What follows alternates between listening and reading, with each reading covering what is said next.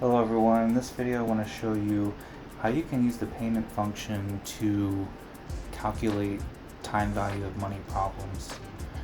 So I just wanted to do a simple example, and I even set up like a little dashboard that you can set up. Normally when I use these functions in Excel, I don't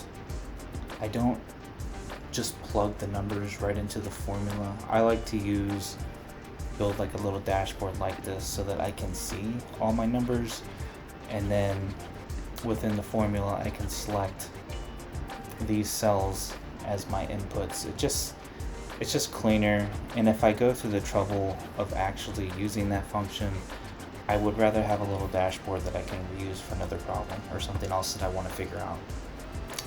So I want to figure out payment, and I'm just going to do like a simple problem where I want to come up with a future value, so like a retirement problem. So let's say for my future value, let's say in 40 years I want to have like $1 million.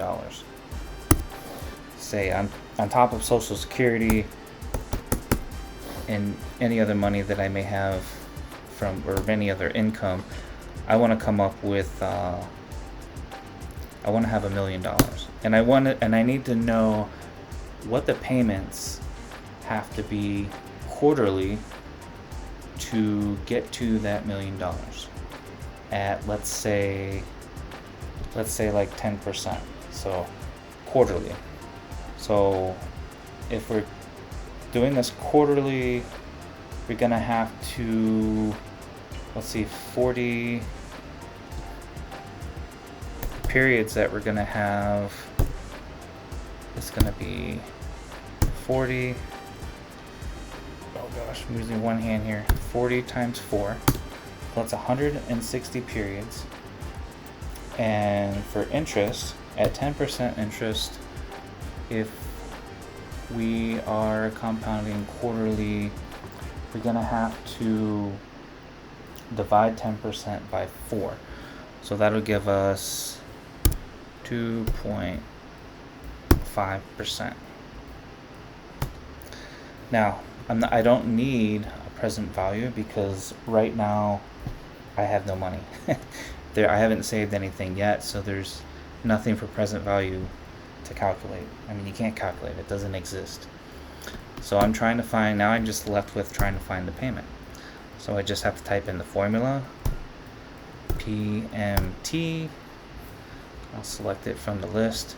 So now I just gotta plug my rate, 2.5%, comma, my number of periods, 160, comma, my present value, which is nothing. I have to have a comma for a placeholder, or yes, I could put 0 there because there is nothing for present value. And now for future value, it wants select future value, and I just need to end with a closing parentheses. And you could hit enter, but I usually like to click the enter checkbox up here, and there I go. So I use the payment function here, which I could have plugged all those numbers in here, to figure out that I need to pay out. It's a negative number because this is money that I need to pay out, $490.41, compounding quarterly at 10%.